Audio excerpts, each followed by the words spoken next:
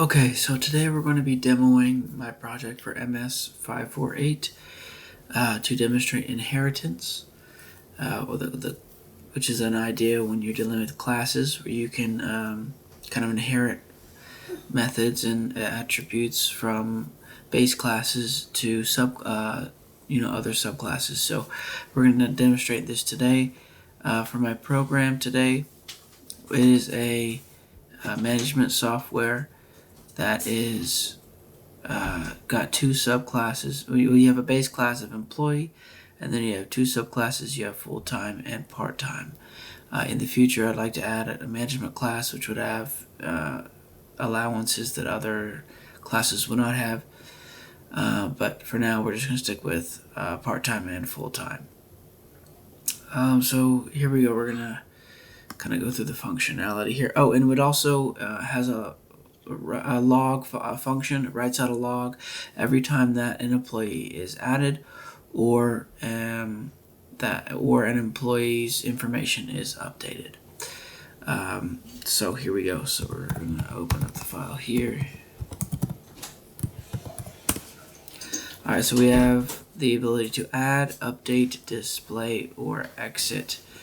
Or add an employee, update employee information, or display current employee information, or exit the program. So we're going to display here, and it should tell us, right, no current employees right now. So we're going to go ahead and add some.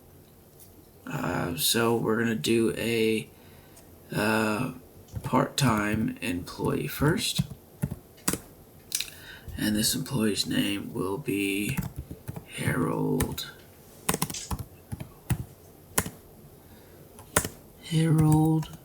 Summons. Okay, and Harold's ID will be 0654. Okay, and the hourly rate I should mention here, so the base class of employee has name and ID, and then for the part-time employees, it will have hourly rate,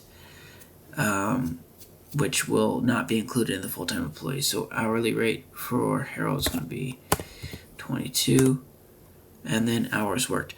So right here, the way that I have my decimals set up, we have to put in 0. Well, if I put in 0, I'll just show you. It'll say invalid input. So we're going to have to put 0.0, and it will take that. Just the way that the decimal things work in Python. So into the tax rate, we'll just do an even 20 here. And we have successfully added the employee. And that is also added to the log, which I will show you at the end of this program here. Alright, so we've added a part-time employee, and now we're going to add a full-time employee. So we're going to add another employee here, and full-time, and we'll say this guy's name is, we'll call the girl to be Jenna Smith. And Jenna's ID will be 0653. And the salary for Jenna is going to be $120,000, if only, right? So we've got the benefits subtracted weekly. We'll do 236, and the rate for taxes, we'll just do 23.3%, I guess, whatever.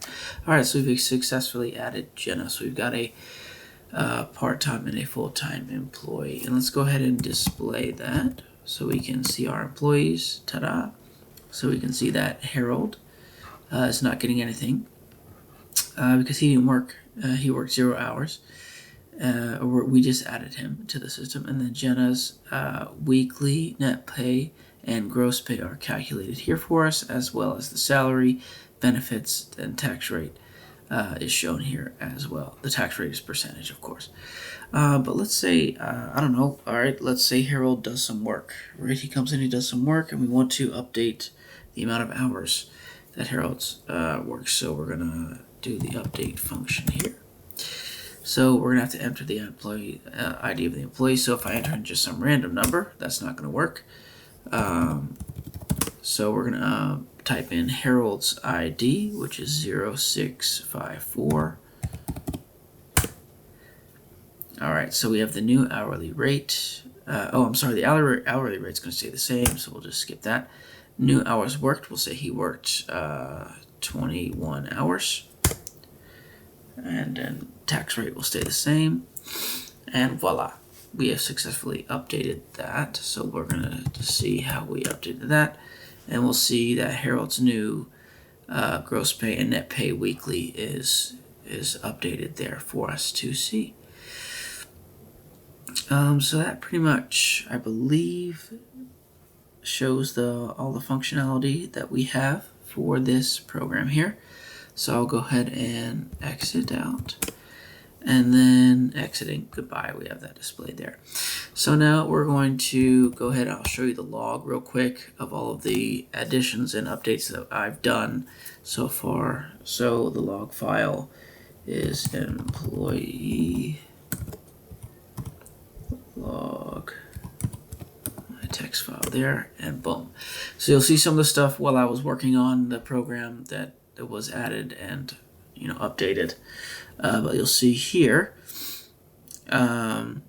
Harold and Jenna, you see that they're added, and then we updated Harold as well. And you'll see I included I imported the date function for Python, or the date library, I guess you could call it, or API. Anyway, it allows you to have a date timestamp. So that shows the timestamp, and then updated for all of the employees here. That's the last thing I wanted to mention. So one thing I wanted to add for this, so when you display the employees right now, it shows all of the employees information, which is fine if you have like 10 or less employees, but like if you're dealing with 50 or 100 employees or more, you're going to want to be able to display the specific ID, like the one employee at a time. So that's a functionality that I definitely would want to add, as well as the management classes moving forward. All right, thank you.